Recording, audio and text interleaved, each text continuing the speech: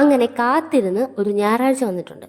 ഈ തിങ്കൾ തൊട്ട് ശനി വരെ അങ്ങോട്ടും ഇങ്ങോട്ടും ഓടി മടുത്തു കേട്ടോ. സത്യത്തിൽ വയ്യാതാവുകയാണ്. ഈ ഞായറാഴ്ച എന്ന് കേൾക്കുമ്പോഴാണ് ആകെ ഒരു സമാധാനം. അതുകൊണ്ട് തന്നെ ഞാൻ എഴുന്നേറ്റപ്പോഴത്തേക്കും ഒരു 8:30 ആയിട്ടുണ്ട് രാവിലെ.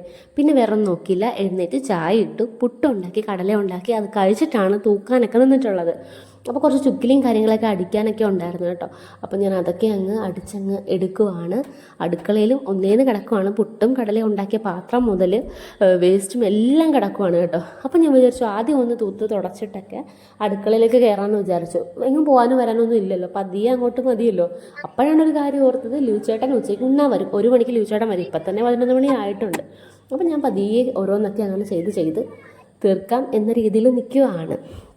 ഹാളിലൊക്കെ ഒന്ന് തൂക്കാനുണ്ടായിരുന്നു, അവിടെയൊക്കെ തൂത്തു. പിന്നെ അടുക്കളയിലേക്ക് കയറിയിട്ടുണ്ട്. അടുക്കള ഉണ്ടല്ലോ, ഇനി ഒരു സൈഡിൽ നിന്ന് ഒതുക്കണം. അതിൻ്റെ കൂടെ പാചകമുണ്ട് കേട്ടോ, ബീഫ് കറി വെക്കണം, അങ്ങനെ കുറേ പരിപാടികളുണ്ട്. അപ്പോൾ ഇന്ന് തട്ടിക്കൂട്ട് വീഡിയോ ആണ് കേട്ടോ. അപ്പോൾ എൻ്റെ വീഡിയോ ഇഷ്ടപ്പെടുകയാണെങ്കിൽ ചാനൽ സബ്സ്ക്രൈബ് ചെയ്യാൻ മറക്കല്ല കേട്ടോ. നമുക്ക് അടുത്തൊരു വീഡിയോയിൽ എന്തായാലും കാണാം. ടാറ്റാ.